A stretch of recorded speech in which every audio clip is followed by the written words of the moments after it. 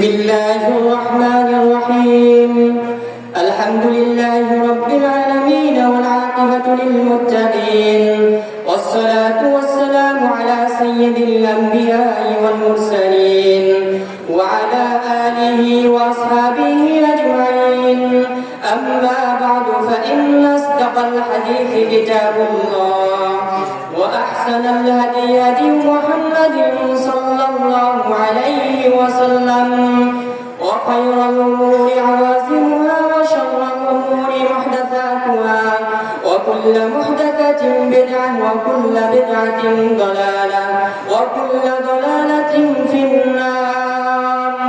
وبالسند المتصل منا إلى الشيخ الإمام الهمام الحافظ الحجة أمير المؤمنين في الحديث أبي عبد الله محمد بن إسماعيل بن إبراهيم بن المغيرة بن بردزبة الجعفي اليماني البخاري رحمه الله تعالى. اللهم انفعنا ونفعنا بعلومه وعلومهم أجمعين آمين يا رب العالمين. أنه قال باب قول الله تعالى ونضع الموازين القسط ليوم القيامة وأن أعمال بني آدم وقولهم يوزن.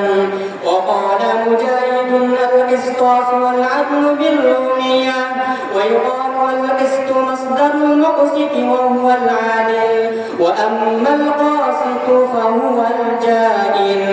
وبه قال حدثنا أحمد بن أشكاب قال حدثنا محمد بن خزين عن عمارة بن الواقعي عن أبي زرعة عن أبي هريرة رضي الله تعالى عنه أنه قال قال النبي صلى الله عليه وسلم كلمتان حبيبتان إلى الرحمن خفيفتان على اللسان ثقيلتان في الميزان سبحان الله وبحمده سبحان الله العظيم.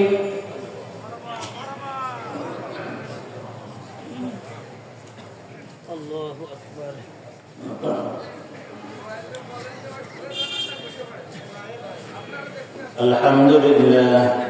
الحمد لله نحمده ونستعينه ونستغفره ونعوذ بالله من شرور أنفسنا ومن سيئات أعمالنا من يهده الله فلا مضل له ومن يضلله فلا هادي له ونشهد أن لا إله إلا الله وحده لا شريك له ونشهد أن محمدًا عبده ورسوله الذي أرسله الله تعالى بالحق بشيرًا ونذيرًا وداعيًا إلى الله بإذنه وسراجًا منيرًا.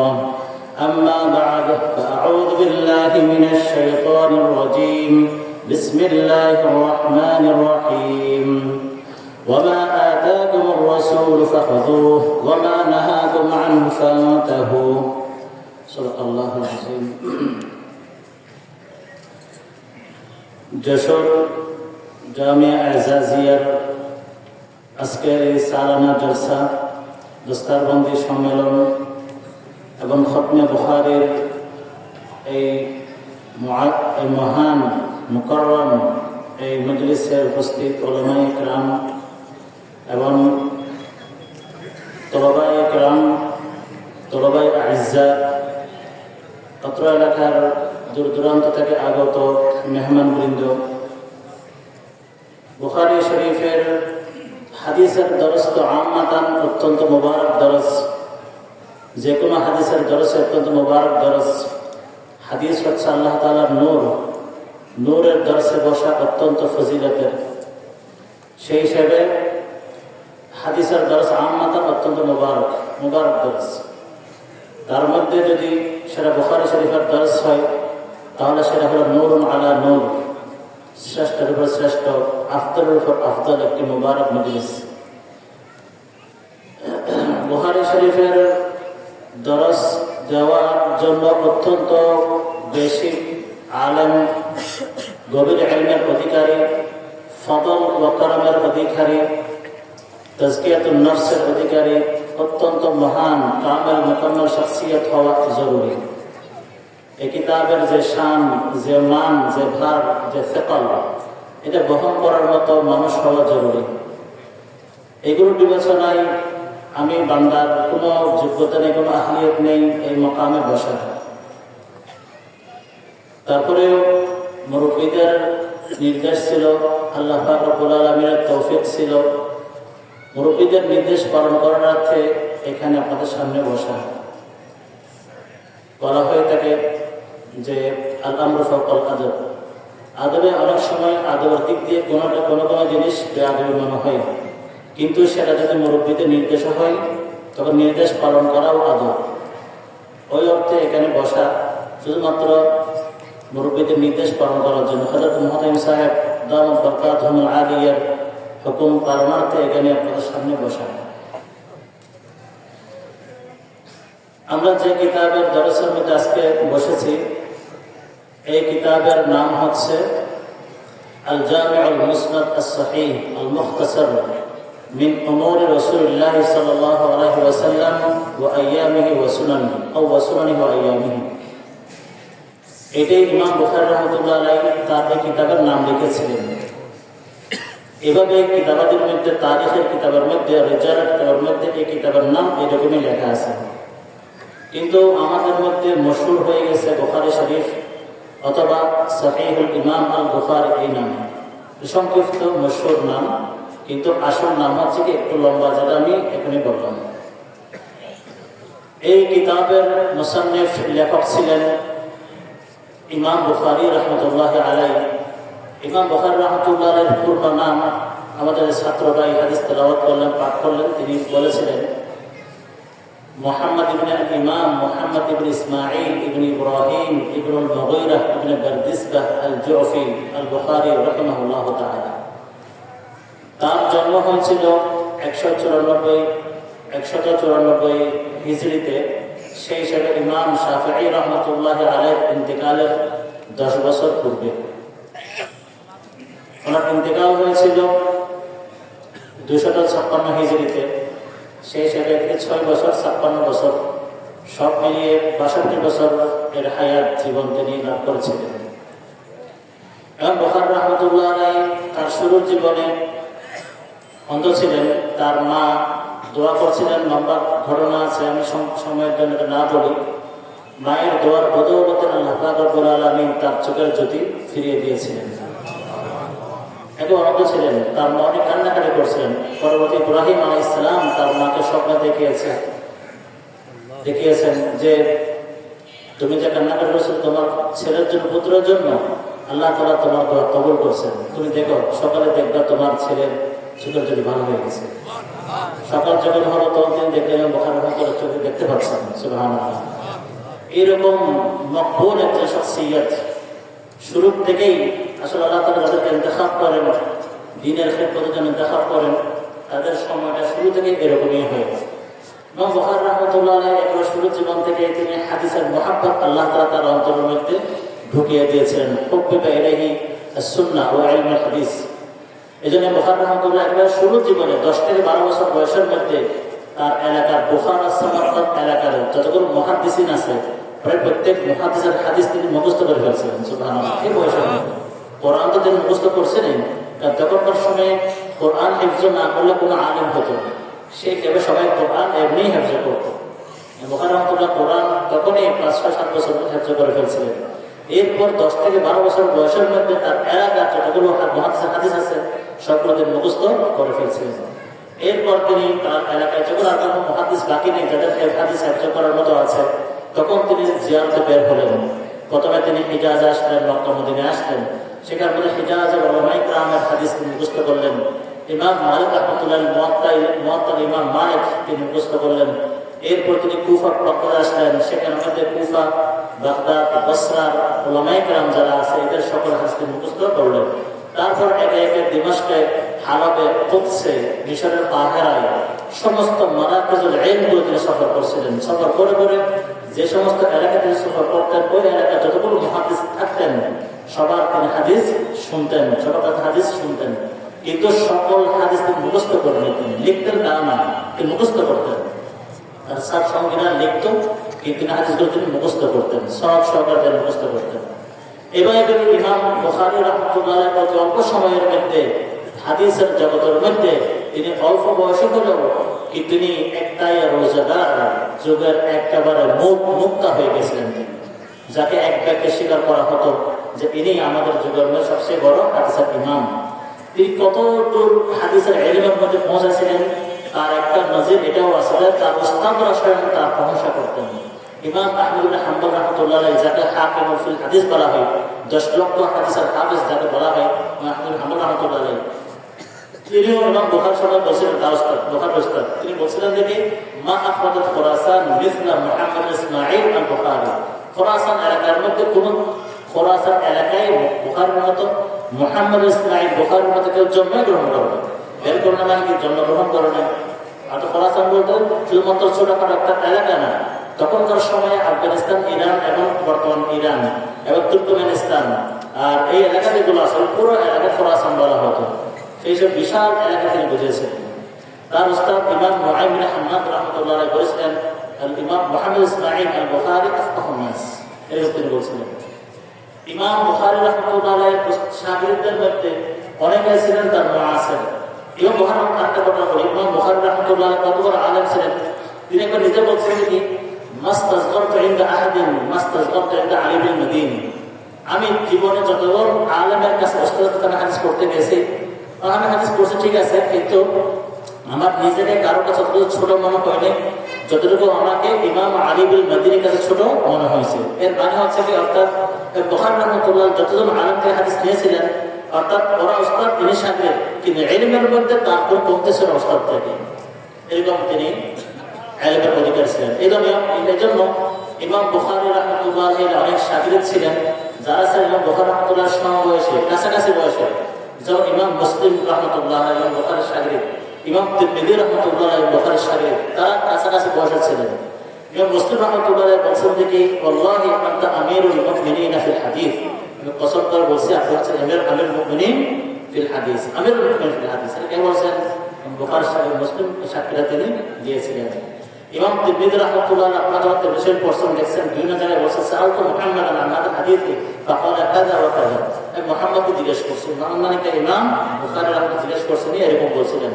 আপনারা যখন ইলালের কিতাব পড়বেন, ইলালের তিরমিজি তখন প্রত্যেক পৃষ্ঠায় আছে ইলালের মধ্যে সাআলতু মুহাম্মাদান সুবহানাল্লাহ।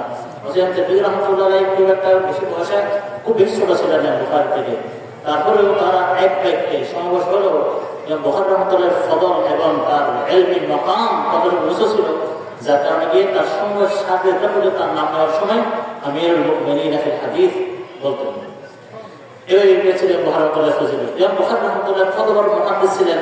একবার বাগদাদের মধ্যে, বাগদাদের উলামায়ে কেরাম যখন ইমাম বুখারী রাহমাতুল্লাহর শোহরত চতুর্দিকে ছড়িয়ে পড়ে, বাগদাদের উলামায়ে কেরাম একবার তাকে পরীক্ষা করতে চাইলেন। তার বাগদাদের মধ্যে যখন সেটা ছিল খেলাফাতুল মানে আসমাতুল খেলাফা, খেলাফার রাজধানী, সেই হিসেবে শহরের মধ্যে সমস্ত মুহাদ্দিস কেরামের আনাগোনা ছিল, সবাই উপস্থিত এখানে থাকতো। তারা একবার বললেন যে আমরা বুখারীর তো একটা নাম শুনি, আমরা একবার তার ইলমকে পরীক্ষা করে দেখি। এবং তারা কি করলো, তখন তারা 10 জন মুহাদ্দিস নির্বাচন করলেন। এই 10 জন মুহাদ্দিসকে এরকম মজলিস কায়েম করলেন, তারা মজলিস ওর একটা মাজমা কায়েম করলেন। সেখানে বুখারী বসলেন, এই 10 জন মুহাদ্দিস বসলেন, আর সামনের বিশাল উলামায়ে কেরাম এবং এলাকার মানুষের জামাত বসলো, এরকম একটা মজলিস আর কি। তো সেখানে মধ্যে 10 জন মুহাদ্দিসের প্রত্যেকজন মুহাদ্দিসের 10টা করে হাদিস নির্বাচন করবো। কটা করে হাদিস? 10টা করে। এভাবে 10 জন কটা হয়? 100টা হাদিস হয়। এবার তারা করলেন কি, তারা প্রত্যেকটা হাদিসকে তারা পাল্টাই দিলেন। একটা হাদিসের সাথে মতনের সাথে সনদ লাগাই দিলেন, আরেকটার সাথে আরেকটার মতন লাগাই দিলেন। এভাবে তারা উল্টা পাল্টা করে 10টা হাদিস তারা কি করলেন? বানাই দিলেন। আচ্ছা বানান না, হাদিস ঠিক আছে, কিন্তু হাদিসের এই মতনের সাথে আরেকটা সনদ লাগিয়ে দিয়েছেন। এইভাবে তারা 100 হাদিসকে তিনি তারা সবাই উল্টা করে দিয়েছেন। উল্টা করার পর এবার তারা পাঠ করা শুরু করলো। প্রথম হাদিস বললেন, বুখারীতে বললেন, বুখারী এই হাদিসটা পাঠ করার পর বুখারী বলছেন লা আদরি, আমি জানি না কোন হাদিস এটা। এরপর একে 10টা হাদিস বললেন, প্রত্যেকবারে বুখারী লা আদরি, এটা কোনো হাদিস না, আমি জানি না, আমি জানি না। এইভাবে একে একে একে একে 10 জন মুহাদ্দিস প্রত্যেকে 10টা করে 100টি হাদিস তারা উল্টো পাল্টা করে বললেন, সবার সাথে মতন লাগাই দিলেন, উল্টো পাল্টা করে বললেন। উদ্দেশ্য পরীক্ষা করা, মানে তারা যে উল্টা পাল্টা করতেছে এটা বোঝাতে ধরতে পারতেছে কিনা, এটা পরীক্ষা করার উদ্দেশ্য। এটা শেষ হওয়ার পর সামনে যারা তার সাথে হয়ে গেল, বলা হচ্ছে মনে করো মুহাদ্দিস প্রত্যেকটা হাদিসের বললাম আমি জানি না, এটা বুঝতেছি না কোন হাদিস কি মুহাদ্দিস হলেন, এটার সন্দেহ হয়ে গেল সরকার করতে আর কি।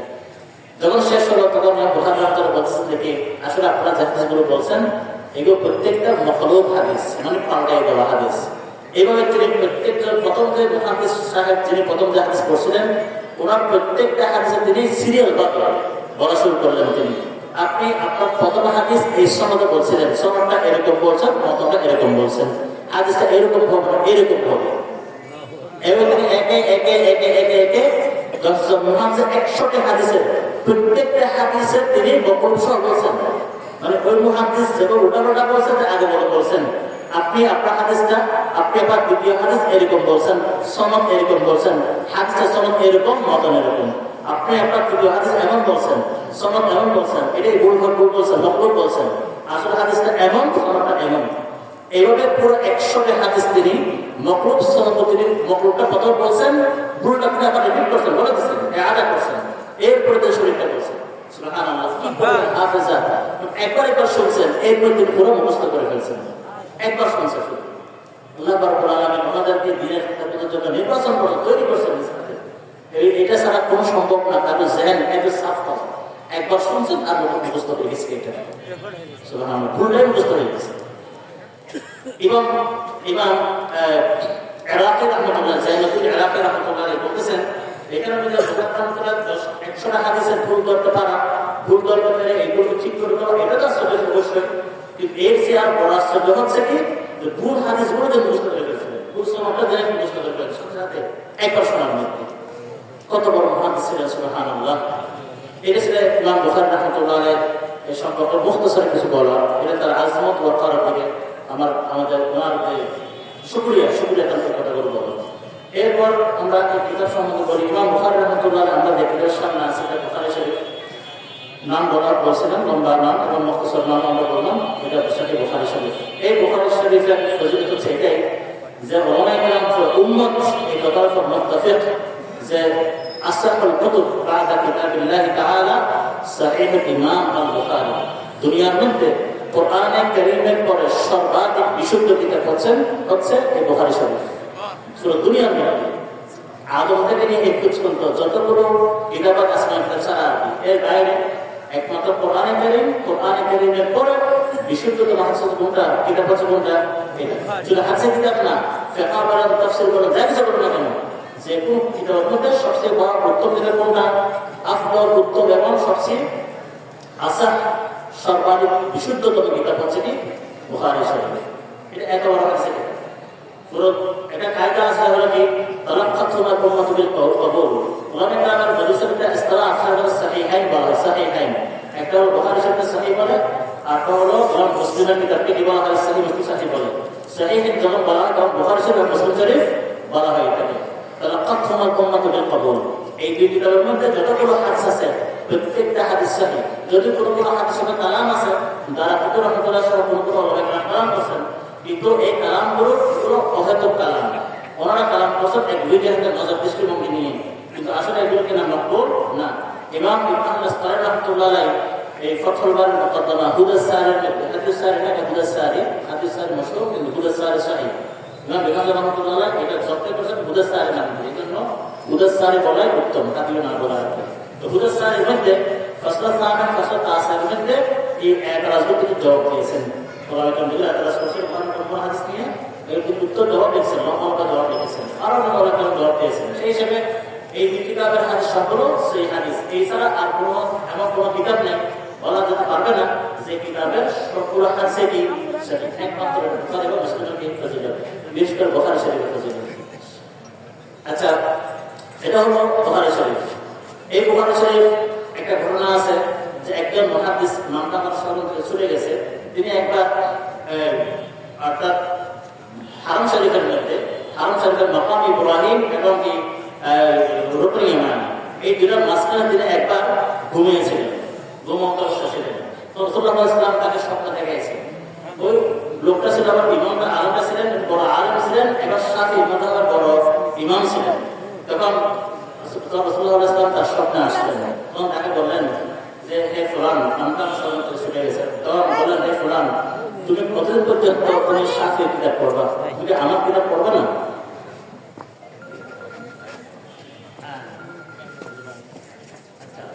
বললেন আবু যায়েদ ছুটে গেছিলাম আমরা, তখন তুমি কি আমার কিতাব পড়বে না?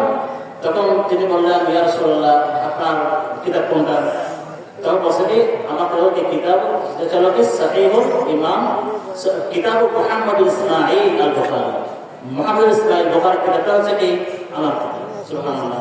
রাসূলুল্লাহ সাল্লাল্লাহু আলাইহি ওয়াসাল্লাম নিজে যে সাক্ষী দেওয়া, আর আমাদের তো মাসলা আপনারা সবাই আমরা জানি রাসূলুল্লাহ সাল্লাল্লাহু আলাইহি ওয়াসাল্লাম আশ-শাইতান লা ইয়াতাসাওয়ারু বি, আদা শয়তান লা ইয়াতামাসসালু বি, শয়তান আমার সুরত ধারণ করতে পারে না। অতএব রাসূলুল্লাহ সাল্লাল্লাহু আলাইহি ওয়াসাল্লাম স্বপ্ন দেখলে এটা আসলে রাসূলকে স্বপ্ন দেখছে, অতএব এটা ভুল হওয়ার কোনো সম্ভাবনা নেই। রসুলের তাকে স্বপ্ন দেখাচ্ছে যে বলছেন যে এটা আমার কিতাব। সুবহানাল্লাহ। রসুলের ঘোষণ আসা যে আমার কিতাব, এটা কত বড় কথা। এটা হলো বুখারী শরীফ সম্পর্কে প্রস্তুত বলা।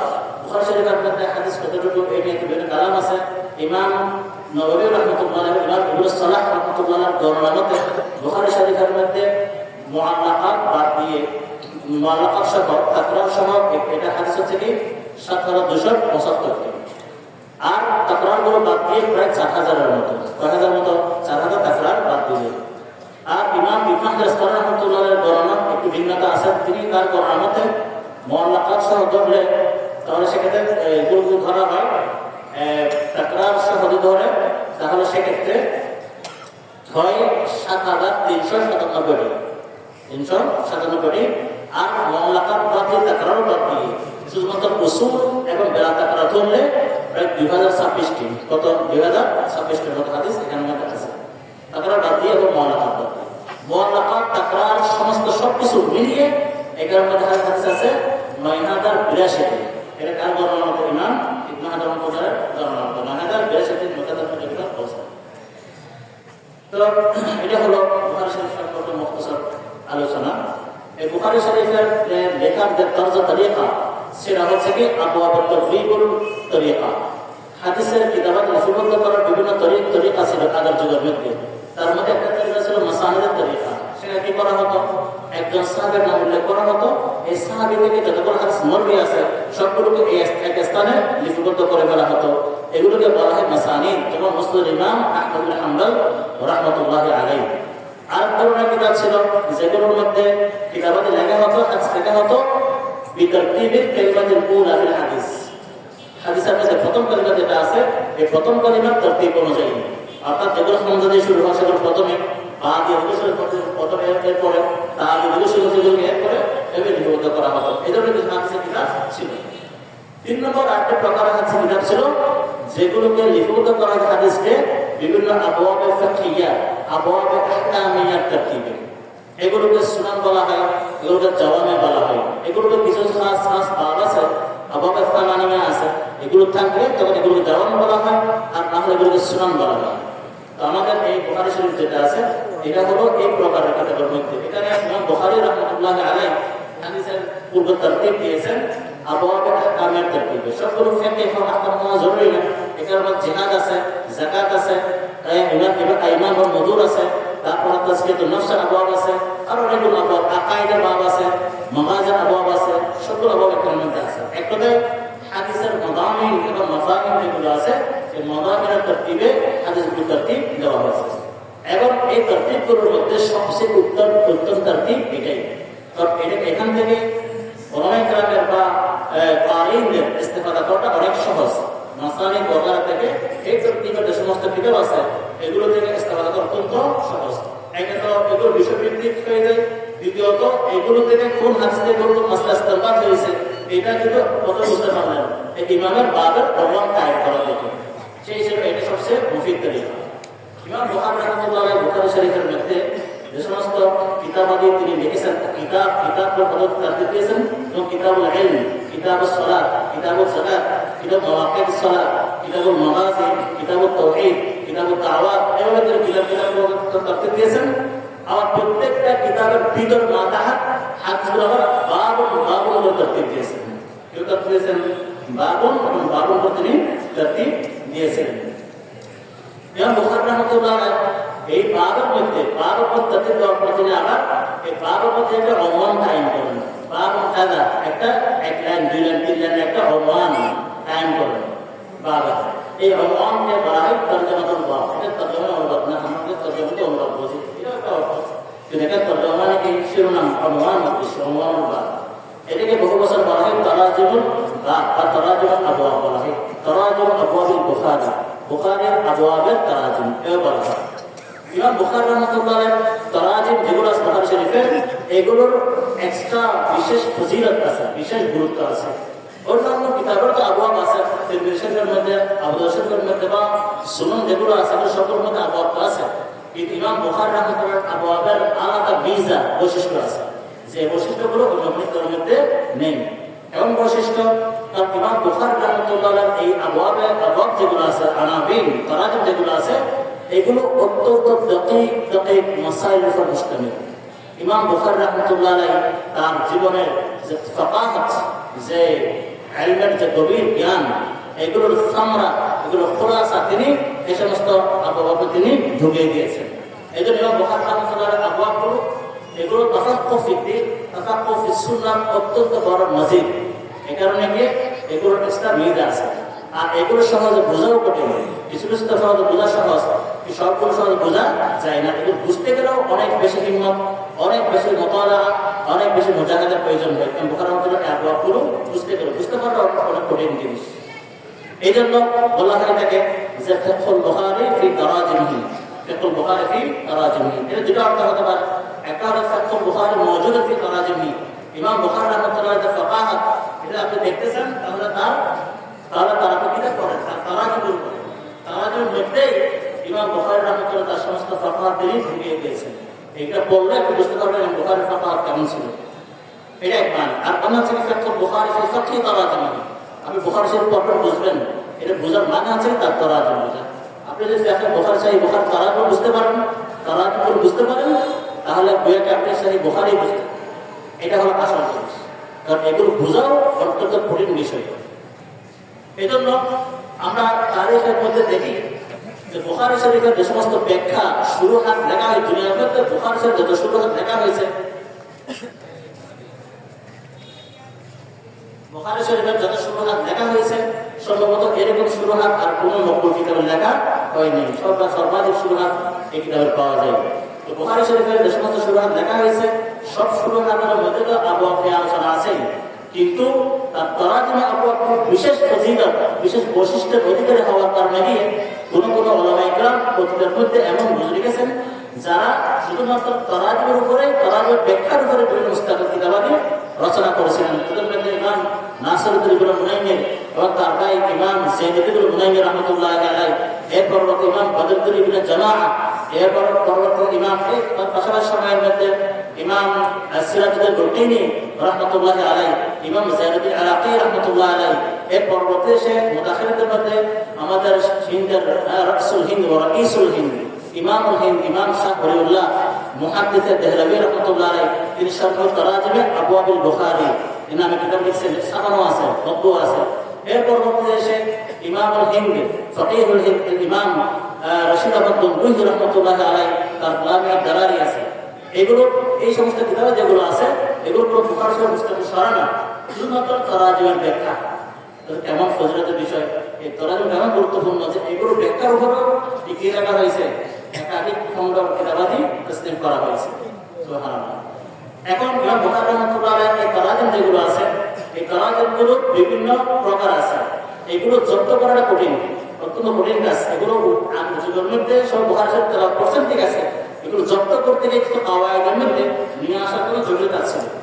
এই কাজটা আমরা দেখতে পাই সর্বপ্রথম ইমাম ইবনে হাজার আসকালানী রাহমাতুল্লাহ আলাইহির মধ্যে, তিনি হুদাস সারির মধ্যে, ফাতহুল বারীর মুকাদ্দিমার মধ্যে এই কাজটা প্রথমে করার চেষ্টা করছিলেন। তিনি জব্দ করার চেষ্টা করছেন যে বুখারী শরীফের আবওয়াবগুলো কেমন কেমন হয়ে থাকে, এটাকে তরতিব করতে চেষ্টা করছেন, অনেক তিনি কালাম বর্ণনা করছেন। এর পরবর্তীতে আরো পরে এসে আমরা আরেকটি মহাওয়ালা প্রসেসটা দেখতে পাই ইমাম শাহ ওলিউল্লাহ মুহাদ্দিস দেহলভী রাহমাতুল্লাহ আলাইহির মধ্যে। তিনি তার সাথে তরাজমি আবওয়াবে বুখারীর মধ্যে আরো মুফাসসাল আন্দাজে আলোচনা করেছেন। কিন্তু ইমাম ইব্রাহিম রাহমাতুল্লাহ আলোচনা এবং ইমাম শাহওয়ালি রাহমাতুল্লাহ আলোচনাগুলো আছে, এই আলোচনাগুলো অনেকটা তফিক বা জব্বর আকার হয়নি, এগুলো অনেকটা সুরে বর্ণনা হয়। সুর মানে ইমাম বুখারীর আবওয়াবগুলো সুর বর্ণনা করা হয়েছে, জব্বর খুব একটা হয় নাই। এই কাজটা পরবর্তীতে আমরা দেখতে পাই তিনি করছিলেন। তিনি হলেন আমাদের উস্তাদ আল্লামা ডক্টর নুরউদ্দিন ইকরি রাহিমাহুল্লাহ তাআলা, মুহাদ্দিসুশ শাম, সিরিয়ার শামের অত্যন্ত বড় মুহাদ্দিস ছিলেন। কিছুদিন আগে ইন্তেকাল করছেন, এক বছর আগে। নুরউদ্দিন ইকরি রাহিমাহুল্লাহ তিনি মিশরে আসছিলেন এবং আমাদেরকে তিনি দরস দিয়েছিলেন। ইমাম বুখারী রাহমাতুল্লাহ আল আদবুল মুফরাদ কিতাবে তিনি দরস দিয়েছিলেন, পুরোটা দরস দিয়েছিলেন। সেই হিসেবে আমাদের উস্তাদ তার অনেক কিতাব হাদিসের মধ্যে তিনি একটি কিতাব দিয়েছিলেন বুখারী শরীফের তারাজুল ফুরুদ। তিনি সেখানে মধ্যে ইমাম ইব্রাহিম রাহমাতুল্লাহ শাহওয়ালিউল্লাহ মুহাদ্দিস রাহমাতুল্লাহ যতগুলো কালিমা যতগুলো কালাম আছে সবগুলোকে তিনি সামনে নিয়ে আরো তিনি গবেষণা করে মুবাহাস তামহিস করে তিনি রাবতা কায়েম করেছেন। তো তার যে খোলাসা কালাম খোলাসা সেটাই বলি, খোলাসাটাই তার গবেষণার মধ্যে ইমাম বুখারী রাহমাতুল্লাহ এর সমস্ত আবওয়াব এগুলো চার ভাগে বিভক্ত, চার ভাগে বিভক্ত। চার ভাগে কি? প্রথম যে প্রকার সেটা হলো কি বলা হবে আল আবওয়াবুল যাহিরা। আল আবওয়াবুল যাহিরা, যাহির বাব। এগুলো কোনগুলো? এগুলো সমস্ত বাব, যে সমস্ত বাবের অনুমান এবং তার মাতাহার যে হাদিস আছে, এই হাদিসের মধ্যে মুনাসাবাতটা একটু যাহির, অর্থাৎ এগুলো বুঝতে খুব বেশি ব্যাখ্যা হয় না, আপনি একটু বুঝতে বুঝতে পারবেন। এগুলো আবওয়াবের যাহির। দুই নম্বর প্রকারের বাব যেগুলো বলা হয় তার নাম হচ্ছে আল আবওয়াবুল ইসতিনবাতিয়্যা বা আল আবওয়াবুল ইজতিহাদিয়্যা। এগুলো কোন ধরনের বাব? যে সমস্ত বাবের মধ্যে বাবের অনুমানটা একটু জটিল এবং তার মাতাহাত যে হাদিস যেগুলো আনা হয়েছে, এই হাদিসের সাথে এই তরজমায় বাবের মুনাসাবাতটা সহজে বোঝা যাবে না, বোঝা যায় না, একটু মাফি। এগুলো বুঝতে গেলে আপনার ইজতিহাদ দরকার হয়, অর্থাৎ মুবাহাসা, ইস্তিআরা ওয়াগের আশ্রয় নিতে হয়, তাওয়িল তারতিবের আশ্রয় নিতে হয়। যেহেতু এটা ইজতিহাদ, ইস্তিখদাম নাযর ওয়াল ফিকরের ব্যাখ্যা আছে, এই জন্য এই সমস্ত বাবের নাম দেওয়া হয়েছে আবওয়াবে ইসতিনবাতিয়্যা বা ইজতিহাদিয়্যা। তিন নম্বর প্রকারের কিছু আবওয়াব আছে যেটার নাম দিয়েছেন বা নাম বলা হয়, সেটা হলো কি আল আবওয়াবুল মুরসালা। আল আবওয়াবুল মুরসালা, মুরসালা মানে মুতলাকা, মানে গায়র মুকাইয়াদা। এগুলো কোন বাব? যে সমস্ত বাবের মধ্যে বুখারী রাহমাতুল্লাহ শুধুমাত্র বাবুল লিখছেন বা গুণ লিখছেন, এর পরবর্তীতে অনুমান লেখেন নেই।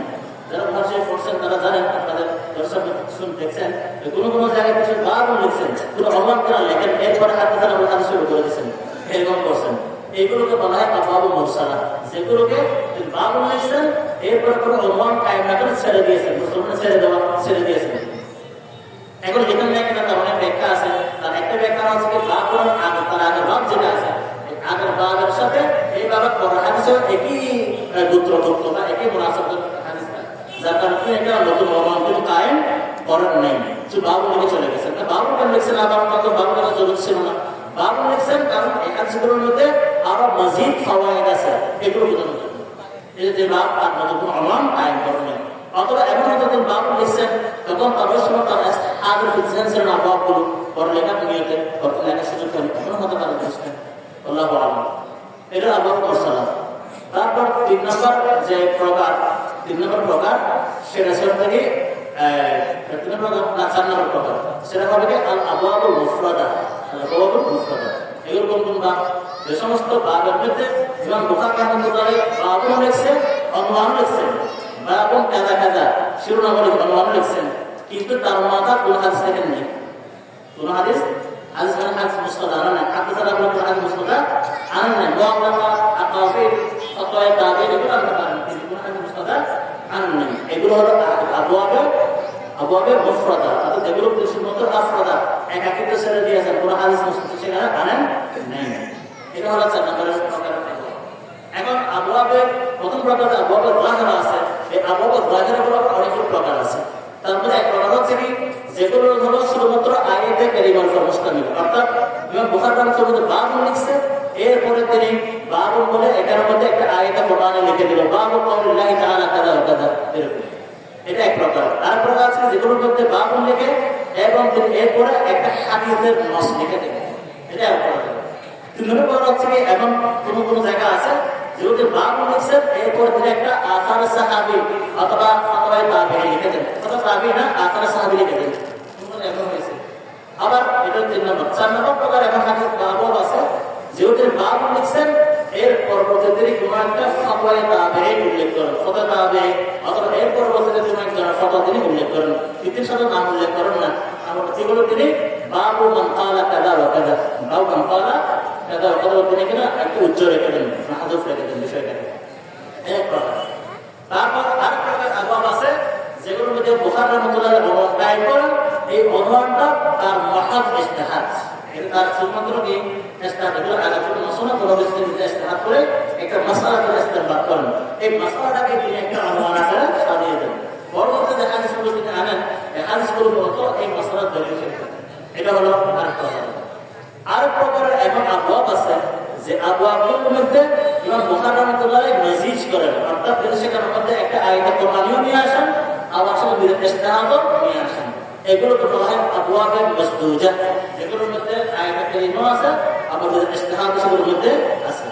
আমাদের সামনে যে বাবটা আপনি তেলাওয়াত করার সর্বশেষ আখেরি বাব, বাবু কওলিল্লাহি ওয়া নাদাউল মাওয়াজিন আল-কিসত লিয়াউমিল কিয়ামা ওয়া আন্না আমালা বানি আদম ওয়া তারাক্কুহু, এই বাবটা আবওয়াবে যাহিরার বাবে মাসদুজ, আবওয়াবে যাহিরার বাবে মাসদুজ। আবওয়াবে যাহিরা কেন? কারণ এই বাবের সাথে তার মাদাত হাদিসের মুনাসাবাত জাহির, এখানের মধ্যে মিজানের কথা বলা হয়েছে, বাবের মধ্যে হাদিসের মধ্যে মিজানের কথা আসছে, কিয়াসাত ফাকিলাতান ফিল মিজান, অতএব মুনাসাবাতটা জাহির, এটা আবওয়াবে যাহিরা। তো আবওয়াবে যাহিরার মধ্যে বাবে মাসদুজ, কারণ এখানের মধ্যে আয়াতে কারিমা আছে, আবার কি আছে নিজের ইজতিহাদ, আবার পরবর্তীতে ইমাম মুজাহিদ একটা আসার নিয়ে আসবেন। এটা হলো বাবের আলোচনা।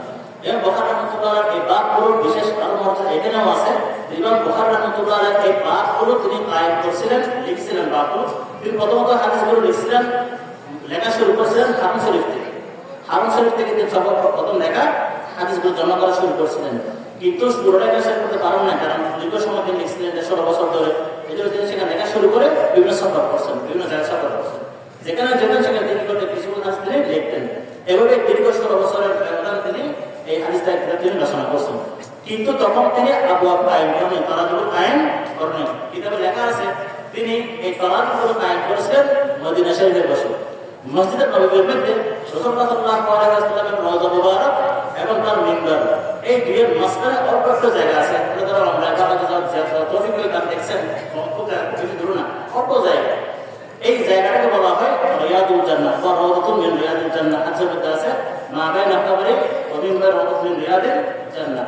এই রাওদাতুল জান্নাহর মধ্যে বসে ইমাম বুখারী রাহমাতুল্লাহ আলাইহি এই আবওয়াবগুলো লিখছিলেন, সকল আবওয়াব, এবং লিখিত আছে তারিখের মধ্যে।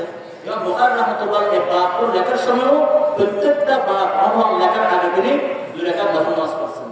নামাজ পড়ার পরে ইস্তিখারা করে তারপর তিনি বাবটা লিখতেন। হাদিসগুলো এভাবে লিখছেন, তিনি 2 রাকাত নামাজ পড়ার পরে লিখছেন, বাবগুলো তিনি এভাবে তিনি কায়েম করছেন। এত বড় মুবারক একটা আমল, মুবারক কাজ। ইমাম বুখারী রাহমাতুল্লাহ আলাইহি তার কিতাবের মধ্যে যে সমস্ত কুতুব আনছেন, এই কুতুবের মধ্যে তার আমরা যে কিতাবটা পড়লাম এটাও কিতাবুত তাওহীদ, আখেরি যে কিতাব, এই কিতাবুত তাওহীদ। এই কিতাবুত তাওহীদের মধ্যে মোট 58টি বাব আছে। এই 58টি বাবের মধ্যে বাবু কওলিল্লাহি তাআলা, আজকে আমরা যে বাবটা তেলাওয়াত করলাম করতেছি, এটা হলো আখেরি বাব, সর্বশেষ বাব, এই 8 নম্বর সর্বশেষ বাব।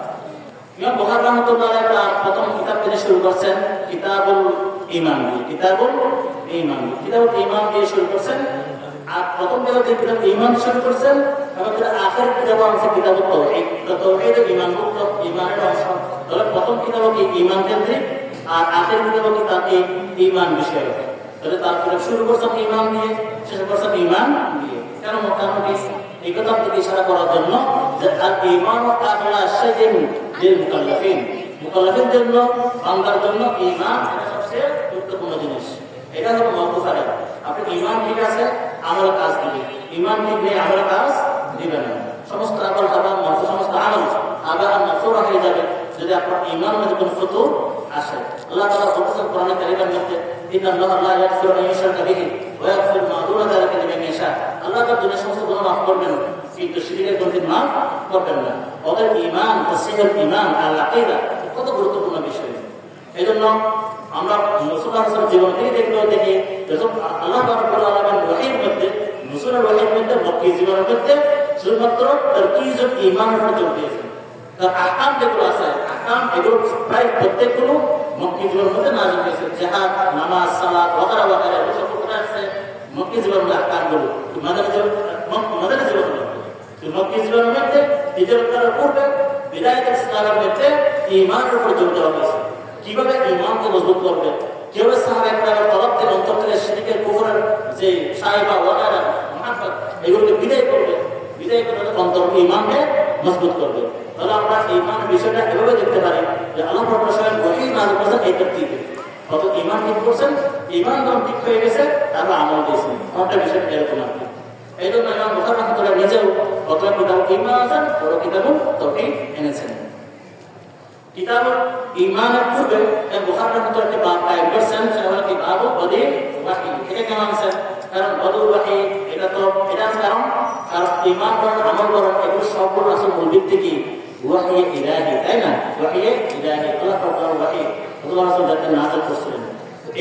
এই জন্য এটা বোঝানোর জন্য এগুলো সবগুলো উপরে মাস্টার ভিত্তি উৎস হচ্ছে ওয়াহী ইলাহি। এগুলো যদি কি করছেন তার প্রথমে বাবু বদিল ওয়াহী তিনি শুরু করেছিলেন। এরপর কিতাবুল ঈমানের পর সাধারণত অন্যান্য উলামায়ে কেরাম, তিরমিজির শহর উলামায়ে কেরাম আহকামের আবওয়াব দিয়ে শুরু করেন সাধারণত। এবার আহকামের মধ্যে দ্বিতীয় হলো কি? অর্থাৎ ঈমানের পর কার কথা আসে? নামাজের কথা, তাই না?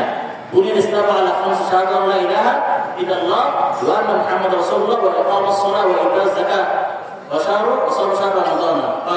তো এখানের মধ্যে প্রথম কার কথা আছে? ঈমান, শাহাদা, এরপর কি? ওয়া ইকামাস সালাহ। এই জন্য সকল উলামায়ে কেরাম সালাত নিয়ে আসে। আবার সালাতের পূর্বে কেউ আবার তাহারত নিয়ে আসে, যেহেতু তাহারত সালাতে মওকুফ করে, নামাজে মওকুফ করে। আর নামাজ ওযু করতে না জানা নামাজ হবে না, এই জন্য তাহারত নিয়ে আসে। কিন্তু বুখারী রাহমাতুল্লাহ তাদকিকাত নজরের প্রমাণ তিনি এভাবে তাদকিকা আনেন নাই। তিনি কত কিতাব তাহারত আর নাই, সালাত তাহারতের মাধ্যমে আনেন নাই, বরং তিনি প্রথমে কিতাবুল ইলম নিয়ে আসছেন। ইসলামের মধ্যে ঈমান করা ইলম নিয়ে আসেন। কিতাবুল ইলম আনার কারণ কি? তোমার কারণ লিখতেন তিনি যে কারণ হচ্ছে কি আপনার তাহারত যেটা আছে এটাও তো আপনার কোথাও জানতে হবে, তাই না? উযু করে জানতে হবে, আপনার জানতে হবে না, উযু কেমন করবেন আপনি? ওকে, সব কিছুর মৌকুল আসলে ইলম, সব কিছু মৌকুল হয় কি? আপনার ইলমের আমার মৌকুল হয় কি? ইলম। আপনার ইলম না জানলে আপনি ইলম যা আপনার জানাই না থাকে কাজটা করবেন কিভাবে? আপনি সাইকেল না জানলে সাইকেল চালাবেন কিভাবে? এটা কথা আছে না? এই জন্য বুখারী রাহমাতুল্লাহ আলাইহি প্রথমে শুরু করেছেন কিতাবুল ইলম দিয়ে। এটা তিনি ইমাম বুখারী রাহমাতুল্লাহ একটি আয়াতে কারিমা থেকেও তিনি অত ইশারা নিয়েছেন। আয়াতে কারিমা কি ছিল? সেটা হলো কি আল্লাহ বলেছেন কোরআন কারিমের মধ্যে, ইয়ারফা'ুল্লাহু আল্লাযীনা আমানু মিনকুম ওয়াল্লাযীনা উতুল ইলমা দারাজাত। কতটা আল্লাযীনা আমানু বলেছেন, পরবর্তীতে ওয়াল্লাযীনা উতুল ইলমা বলেছেন। কতটা ঈমান আর কি বলেছেন? ইলম বলেছেন। আল্লাহ রাব্বুল আলামিন যে সমস্ত বান্দার দরজা বুলন্দ করছেন, তো সিফাত বর্ণনা করতে গিয়ে প্রথম কি বলছেন? আল্লাযীনা আমানু, আর কি বলছেন? আল্লাযীনা ওয়াল্লাযীনা উতুল ইলমা, এরকম কথা বলছেন। হয়তো এদিকেও ইশারা করে বুখারী রাহমাতুল্লাহ আলাইহি প্রথম কিতাবুল ইলম, তারপরে কি আনছেন?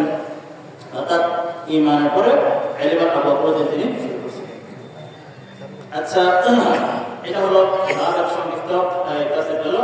এরপর এই কিতাবুত তাওহীদের মধ্যে ইমাম বুখারী রাহমাতুল্লাহি আলাইহি প্রথমে এই আখের যে বাব আছে এই বাব, সেটা হলো কি বাবু ওয়াহিদা ওয়া মাওয়াজিন কিসত ইয়াউমিল কিয়ামা।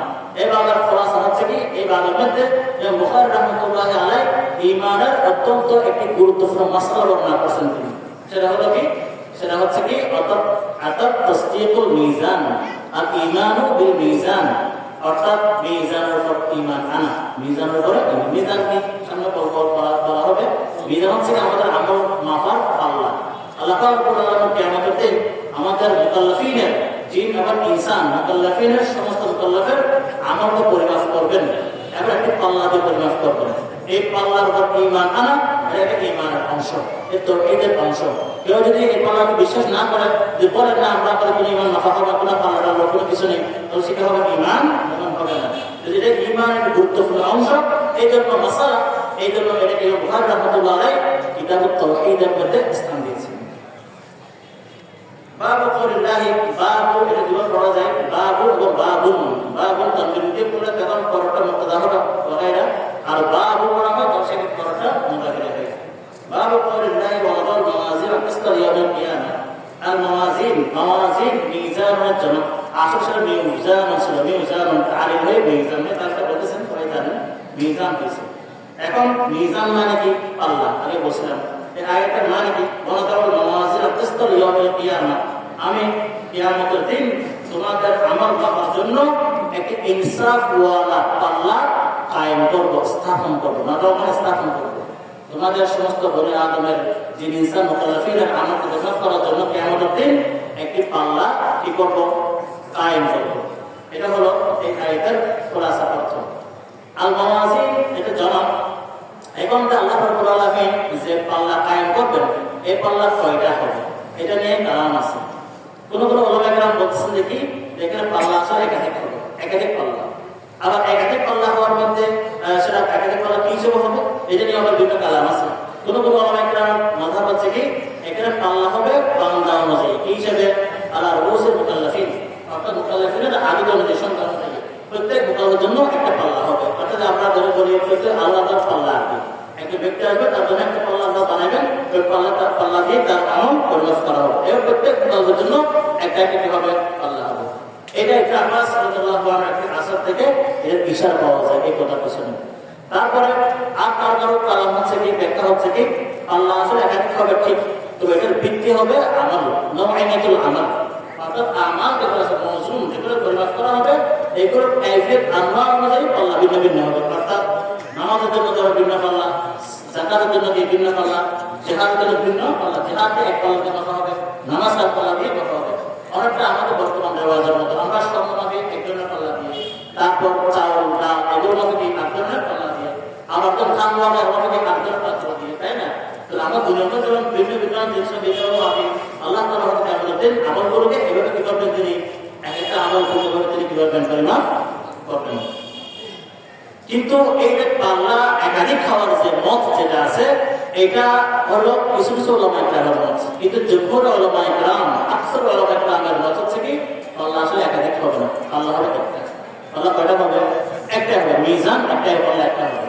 পাল্লা যদি একটা হয়, মিজান যদি একটা হয়, তখন আবার কালাম চলে আসে। তাহলে মিজান যদি একটা হয়, আল্লাহ রাব্বুল আলামিন এখানে আয়াতের মধ্যে ওয়ানাদাউল মাওয়াজিন কেন বলছেন? কারণ মাওয়াজিন এটা হলো বহু বচন, জমা। কিন্তু জমা কেন বলছেন? একটা হলো, তখন এতরাজ হয়েছে।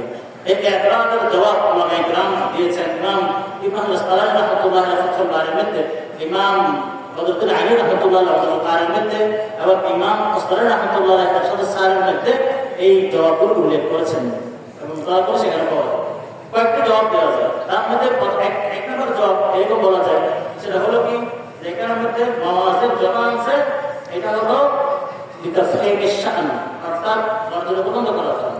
আসলে এখানে বহু বছর উদ্দেশ্য মানে আরো উদ্দেশ্য না, এটা আমাদের শান তাফহিমের শান উদ্দেশ্য। আর এই ভাষার একটা রেওয়াজ আছে, রীতি আছে, সেটা হচ্ছে কি তারা আরবি ভাষার মধ্যে কোনো কোনো সময় সম্মানী ব্যক্তি বোঝানোর জন্য, সম্মানী বোঝানোর জন্য তখন তারা একজন হলো তাকে বহু বছরের শব্দ দিয়ে ব্যাখ্যা করে, তারা উল্লেখ করে। তো আল্লাহ রাব্বুল আলামিন তাদের শানে মানে কারিমের মধ্যে যতবার বলছেন সিরিয়াল জমা দিয়ে বলছেন ওয়াখালাকনাল ইনসানা ওয়াখালাকনা ওয়া ফাআলনা ওয়া জাআলনা এরকম বলছেন তিনি, ওয়া জাআলতা ওয়া খালাকতুল মাদারে বলা হয়নি। তো আল্লাহ তো একজন জাআলনা কেন বলছেন? তাফসীরের শান যে এরাই আশান, আশানকে মধ্যে বলতে করার জন্য। এবার আজকে আয়াতের মধ্যে আছে কি আছে? ওয়াকাযাবাত কওমু নূহিল মুরসালিন। এই মুরসালিন জমা কেন বলছে? মুরসালটা একজন, শুধু মুরসাল একজন মুরসাল ছিল। মুরসাল জমা কেন বলছে? কারণ শান বুলন্দ করার জন্য। মুরসাল একজন জমার কারণ হচ্ছে এটা। যদি কোনো কোনো ওয়ার ভিন্ন তাফসীর করতে বলছে যে মুরসালের মধ্যে একজন রাসূলকে মিথ্যা বলা হয়, প্রত্যেক মিথ্যা কথা বলা করা, এই জন্য মুরসালিন বলা হয়। এটা একটা ব্যাখ্যা আছে।